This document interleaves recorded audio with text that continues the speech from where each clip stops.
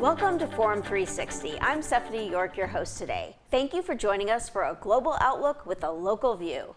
Today we're talking to Mr. Jeff Katzin, curator for the Akron Art Museum, an institution dedicated to enriching lives through modern and contemporary art.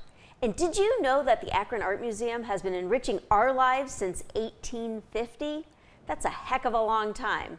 I'm excited to be here today with Jeff as we discuss the museum's... I might actually have to stop you there. Yes? 1850 is the point where our art collection sort of begins, but we actually first opened 100 years ago in 1922. What?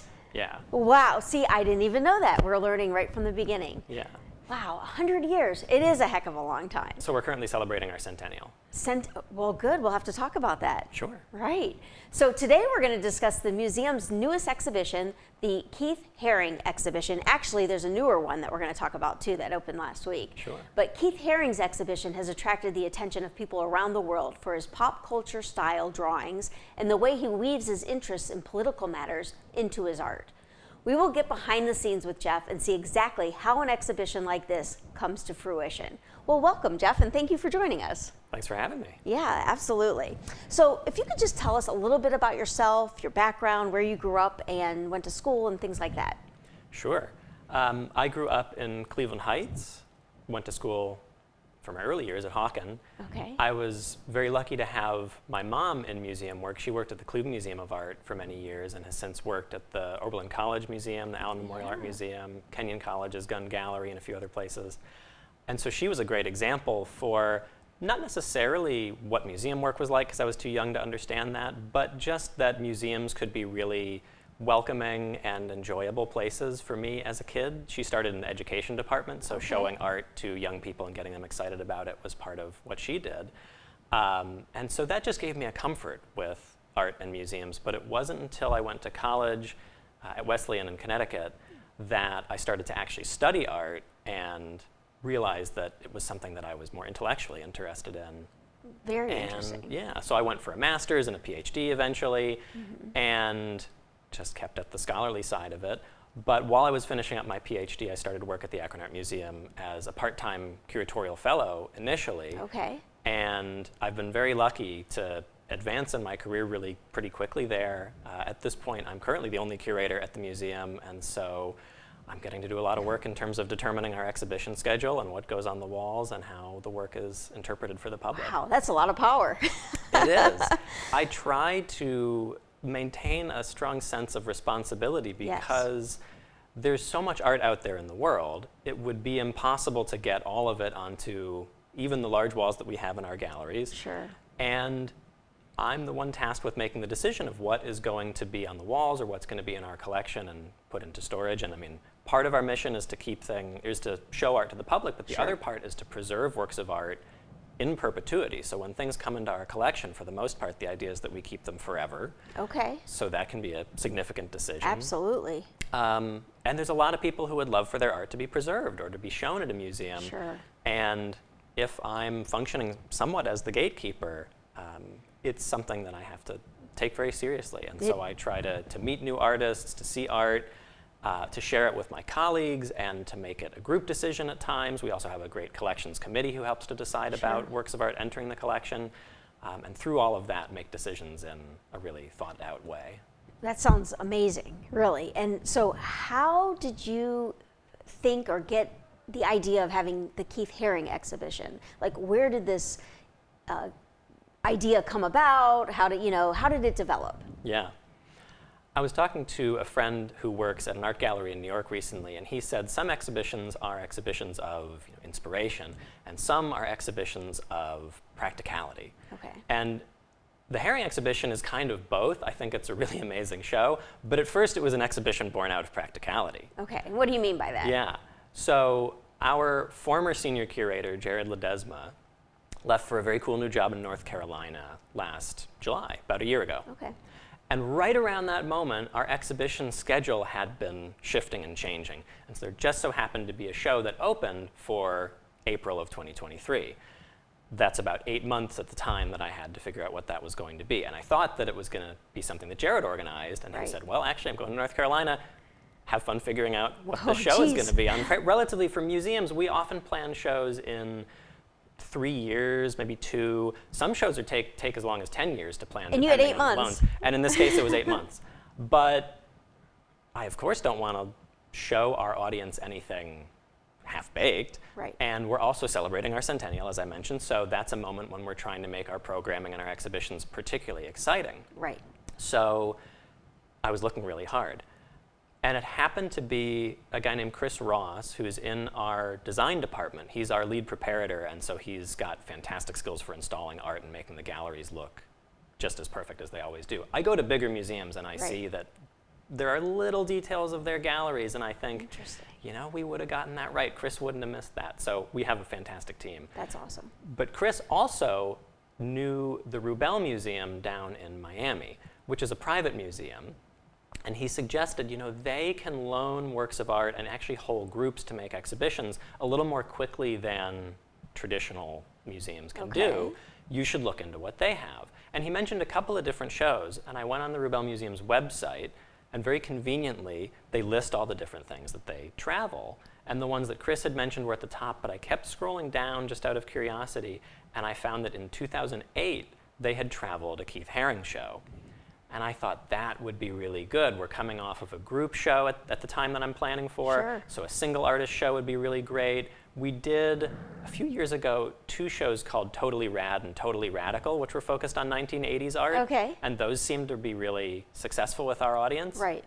And then Haring, I thought, just during the centennial, when we're trying to make a push, he has name recognition, or if you don't know his name, the look of his art is familiar to so many people. I just thought that could be a really great draw. And from there, started looking further into it, reached out to the Rubel Museum, and their director said the show is available. The next major hurdle became the loan fee for the show, because Haring's art it's pretty valuable. Sure. So I won't say exactly, but I'll say that if our budget for this exhibition slot was X, the Keith Haring idea was going to cost about X times 3.5. Oh, my. And I'm always happy to shout out our head of advancement, Alexandra Vukoder, who, when I mentioned this to her, she was so enthusiastic, and her team was so enthusiastic about the Haring show. They said, Alex said, don't let money be the reason why this show doesn't happen. And as a curator, where my job is to pick art, but then the financial support and the resources are not necessarily something that I'm charged with gathering. I mean, that was really very empowering and you know, a really great boost. So she was able to find the funds and bring the museum, the art here. Yeah, and I mean, this show has been a great example of, if you get something really exciting, sponsors and connections will be more attracted. And so I think it's become a test case for a show on this scale to happen a little bit more often at the museum. And so I'll have to think up what the next one is going to be in a couple years and live up to this. So it's an exciting exhibition. What makes it so exciting? Who is Keith Haring? Yeah, do you want me to just start from the beginning with his biography? Please, I don't know much about him. Yeah, so Keith Haring was he was born in, I think, Reading, Pennsylvania, but he really grew up in the small community of Kutztown, Pennsylvania. It's about 5,000 people. And his parents were very supportive of just artistic creativity when he was really young. A lot of these details, actually, his sister, Kay Haring, was just at the museum this past weekend to share a children's book, The Boy Who Wouldn't Stop Drawing, about her brother. I think I've got that title correct. And she provided a whole lot of really good detail about his childhood. So I'll be referencing things from Kay as I go along here. But their father was interested in comic books. He drew them as sort of a hobby. And that was part of what got Keith and really all the kids interested in this. He would do a drawing, and then the kids would add on to it, or vice versa. It's a whole family affair. Exactly. And from there, he, at a very early age, developed the idea that he wanted to be an artist. Kay shared something that looked like it was from probably 4th grade, or even maybe a little earlier, where he had handwritten in, elementary school cursive, "When I grow up, I want to be an artist. I will make money from selling the works that I make. I hope that I can be one." And to see that sense of direction at a really early age, documented that way, is very unique in studying an artist. I'd hate to see what I wrote in 4th grade about what I wanted to Well, be. I know that I had no idea what I wanted. Right. And I remember a couple of kids who I still did. don't know what I want to be when I grow up. We've still got time to try new things. That's right. And so from there, I mean, he really kept with it, did drawings all throughout his childhood. They got very dense and detailed, and he really wanted to pursue this as a career. His parents, being practical Pennsylvania Midwestern people, they said, okay, but you do need to do it in a way where you can make a living. So go and study graphic design, commercial arts. Okay. And he agreed, and he went to Pittsburgh, and he did that for a year, and then that was enough to satisfy his parents and to say, this is really not what I want to do. I want to go to New York City, where there's a really dense community of artists, and I want to be a part of it. From there, he went to the School of Visual Arts in New York, and that's about a 2-year Master's in Fine Arts program. Okay. He dropped out after just a year, and there are stories of his teachers from that time saying, he was ready. He was okay to just head into his career at that point. I don't know if he needed that extra year of schooling. And as someone who went all the way through a PhD, no one ever told me something now's like the that. time you can. Yeah. So I'm a little. You can peace out right I now. enjoyed my schooling, but I'm also pretty impressed with that. Yeah. So from the point then, in New York City, he had gotten connected to a great many different communities of artists, from the folks who were in a lot of really cool dance clubs and nightclubs. He worked as a waiter at a club called Danceteria, where he met a number of other artists. Okay. Eventually, he was decorating nightclubs and other places around New York City. He was meeting graffiti artists. He was meeting artists who were also not necessarily doing graffiti, but were taking their art from a fine art context and getting it out into public spaces on the street. Right. He was just meeting a great many people, musicians, and he took a number of these different influences along with what his own artistic impulses were, and the height of his career really began around 1980, and at that time he was 21 years old. Young. Yeah. So. Young. Wow. And I should say, just to give a sense of context from the beginning, Haring was, throughout the 1980s, a very openly and proudly gay artist. Okay. And he did contract HIV, and he died from AIDS-related complications at the age of 31 in 1990. So when we talk about his career, it's really bookended from 1980 to 1990, and just as an overview statement, during that just single decade, he went from not totally having developed what his style was going to be, and really within just a few years, to being one of the up-and-coming young artists of the 1980s, to having really, in just those 10 years, a career that is as prolific and expansive as some artists manage in an entire lifetime. It's incredible, really. So let's take a look at a few pieces of his art. Sure. The first one is a dense painting on a leather hide. Yeah. Tell us a little bit more about that. Is there any background of that, or how that came to be, or the story behind it? Yeah. It's a really nice example because it shows one of Haring's most amazing skills, which was an ability to start at one corner of a wall, a canvas, a leather hide in this case, and just keep painting or drawing until he reached the opposite corner. And you'd look back across the whole thing, and it's perfectly even. The weight, the scale is all in tune with every other, each part with every other part. Right. But he never had a predetermined plan. He never did any kind of sketching. He could just do that from momentary inspiration. Just visualize that. I mean, Yeah. he literally started on one end and worked his way to the other. Yeah, And it yeah. turns out so proportioned. It's kind of incredible. And he could do that on the scale of a leather hide like this one, which is maybe 3 feet by 3 feet or so. Right. But he could also do it on a gigantic mural on a whole wall. He could do it on a really large canvas. He could do it in a small drawing. His ability to work at different scales and yet maintain that consistency is really amazing. It is amazing. I can't even figure out how something fits in my house, much less, I can't visualize that. So that's really incredible. So I'm glad that people are getting a chance to see some of the work, because it's important to have this visual reference. Right. I'll say, while looking at this piece, it's, I think, important to note that some people at first blush will look at Haring's work and think that it appears somewhat simple. Right. And that's true. It is, relative to a lot of artwork, somewhat simplified. But at the same time, again, it's this ability to, without any sort of a plan, get every single bit of it right on the first try. I have a whiteboard at my desk, and I like to draw something on it for each exhibition as they come and go. And so for the Haring show, I mean, it's really fun to work with his style. Sure. So I pulled up on my phone a picture of some figures dancing, and I thought I'll just take my marker and I'll copy it. And I'm looking at his version, and I'm like thinking, okay, this line goes this long, this line goes, and I'm copying it as closely as I can. And you compare the two at the end, and mine just looks really bad. And I realized through something like that, but also just through looking at his work, how hard it really is. the subtleties of proportion of, you know, a limb, or how long does this line go, or how thick should it be, or where should this curve really go.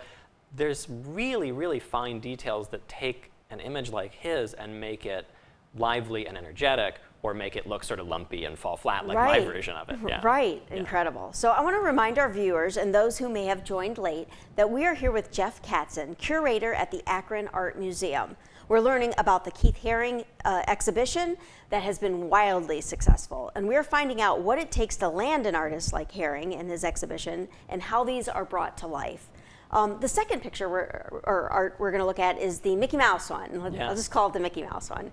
Tell us about that. It's a little more whimsical. Visitors who come to the show will see that it's part of a group of 4 where Mickey Mouse interacts with a pyramid and a UFO, and some of those where Haring would return to different icons over the course of his career. So the pyramid, the UFO, those are ones that he did multiple times. And then Mickey is one that was special to him because as a kid, in addition to his dad drawing comics and things like that, he really liked Mickey Mouse cartoons, and he really liked Disney cartoons, and that was a formative influence for him. Wow. And while some artists like to take pop culture elements and make a comment on them, or, you know, have something of a critical view, and not that he couldn't, he definitely got into political elements in his art, but Haring, I think, did these pictures of Mickey Mouse just because he really thinks Mickey Mouse is interesting. There's this great quote that I found to explain these particular works where he says something along the lines of, I'm paraphrasing, but he says, I was born in the space age, which means that I saw images of the first man walk on the moon, and also I grew up with Mickey Mouse cartoons.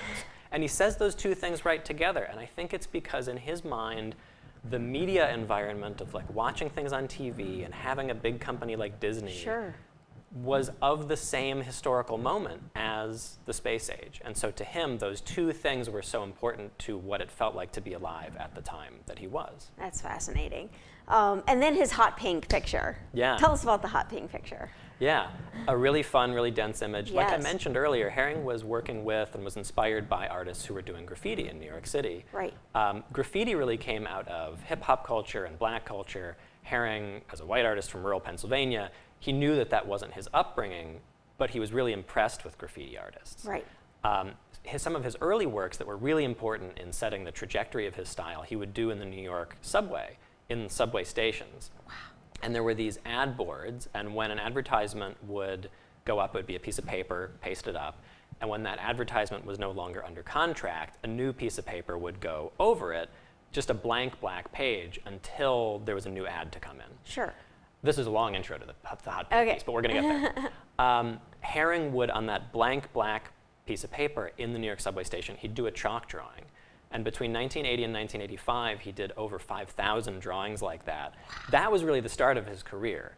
He was, for one thing, doing so many drawings, he was learning exactly how to do his style just on the fly. The subway was kind of a training ground for him. He was working in view of the public. He's working with chalk, so you can't go back and erase it at all, so he has to work with no plan, but to get it right the first time. Precise. He's trying to avoid the police, who gave him over 100 tickets over the course of this period. He got arrested at least once, maybe a couple times. For doing graffiti. Exactly.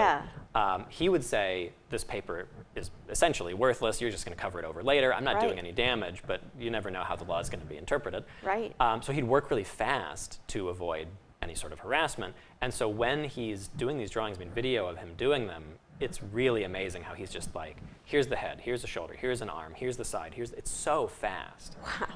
So he's taking a lot of inspiration for that type of work in a public space from graffiti artists. So now back to the hot pink picture. This is one that he made in collaboration with a young graffiti artist named Angel Ortiz, who also went by LA or LA2 for his nickname, Little Angel. And Angel Ortiz, he grew up in New York City, with his friends, he was doing graffiti around town. Haring saw some of it and liked Angel's stuff so particularly that he sought him out and then wanted to collaborate with him. And they remained friends and collaborators from most of the 1980s. And with like the hot pink picture in particular, it represents the way they would work together, which was for one of them to do a series of marks in a surface, and then the other would come in and fill in all the gaps. Oh, that's and cool. so in this one, I think Haring did these big figures first, and then Angel Ortiz, with his sort of graffiti tag style text, came in and filled in all the space. And you get this really lively combination as a result. It really is. So how did Keith Haring's identity as a gay man inspire his work? Do you see it throughout his work? Definitely. There's an early piece in our exhibition where there's a bit of a sexual reference. There's a man a figure, it's sort of like a comic book almost, with a series of images, and a figure gets an erection, and then that turns into a snake, which chases people around. And that was made in 1981. Okay. And it's a very funny sort of a narrative, Right. but at the same time, in 1981, AIDS as a disease, it actually had not been named yet. Right. But there was an understanding, especially among gay communities in cities like New York and San Francisco, and through the sort of scene periodicals and magazines that those communities had, there was an understanding that something was happening, that it seemed more prevalent in the gay community Right. and connected to sexual intercourse. And this early awareness maybe is filtering into this 1981 painting. Absolutely. It sure seems that way. It does to me. One thing, when Haring was doing the subway drawings in front of crowds of people, he could really draw a crowd. People would often ask him, what does this drawing mean? And he would say, that's your job, I just do the drawings. Okay. And I love that, because as a curator, I don't want to tell people how to interpret works of art. Sure. If I write a label for something, it's really meant to be a platform to make people comfortable and let them launch their own interpretation and form their own experience. Right. So I love that he and I are in line with something absolutely. like that. And so that 1981 piece, interpret it whatever way you like, but I see a little bit of an early echo of that there. Absolutely. Another thing is that when Haring did a lot of his imagery, including figures dancing or hugging and with a heart around them, there's a lot that's very positive and about love. He really avoided, in most cases, there are a few images where you can see a group of like pregnant women dancing together, but for the most part, there's not really an identifier of gender or of race or of age in his pictures. They're really meant to be very universal symbols. And so if you are gay or bisexual or any part of the spectrum of gender and sexuality, yeah, exactly. You can see yourself in those pictures, no matter what you are. Yeah, exactly. And he really, one of the most important things about his career was that he aimed to reach broad audiences. Through work that he was doing in public, through eventually he was selling T-shirts and posters, through museum exhibitions, all of it, his idea was to reach the broadest possible audience. So in pictures like that, he wouldn't have wanted to make anyone feel disqualified. Right. And I think that his experience as a gay man, I know I've read quotes where he says, I'm really glad that I have this experience because it shows me how to treat people, or it shows me how to view the world as someone who doesn't necessarily fit in or get treated well, and it shows me the importance of helping everybody to reach that place. Well, I haven't even touched my questions, and we're getting close to the end, but I want to hear more about the pop shop. What is that? So I did mention he sold T-shirts and posters. So are you wearing one? I am wearing, so there's a Keith Haring T-shirt here, I have a Keith Haring pin. I like it. Our whole staff really got pretty into it around this show, and so at the opening it was really fun to see everybody's Keith Haring outfits that they all picked out. I bet. So in the 1980s, he's doing the subway drawings from 1980 to 1985. But by 1985, he's getting very popular. His work is starting to sell for high prices. And when he would do a drawing in the subway, people would very quickly basically take a knife and cut it out of the drawing, the sort of stack of paper that it was all pasted to, and tear it off the wall. And he didn't like the idea that they'd get taken down so fast, or that they were being treated as things to collect and sell as opposed to just things there for the public. Right. So he stopped doing the subway drawings for the most part in 1985, but he still, with his paintings and prints commanding high prices, he still wanted to connect to regular people who couldn't necessarily afford big art world money. Right. And so he opened the Pop Shop in New York City in 1986, and it's a relatively small store because real estate's expensive in New York. Sure. But he very, very densely filled it with T-shirts, posters, buttons, magnets, stickers, all things that he So could you sell. don't just have to see his art in a museum. You could see it on a person walking around. Absolutely. And actually, I think since we've been working on the show in Akron, I've been a little sensitized to seeing Sure. Keith Haring t-shirts, and so I see them out in the world more than I used to. It's really fun. That's terrific. So he got criticized. People said, you know, you're diluting your art, you're selling out, you're going toward a commercial angle. And he said, that's really not the point. I'm actually more comfortable selling someone a t-shirt for a few bucks than I am selling someone a painting for thousands of dollars, because it's going to get it to more people. Right. And he felt that his art was compatible with that idea of reaching really broad audiences, that no matter what avenue he took, it wasn't any kind of a compromise. The compromise would be in withholding his work in any way. Right. So it's a really wonderful combination of fine art and commercial elements that for him fit together just perfectly. So tell me really quickly, where can people see this exhibition? What does it cost? Things like that. Yeah. We are at the Akron Art Museum in downtown Akron. Keith Haring show is open until September 24th.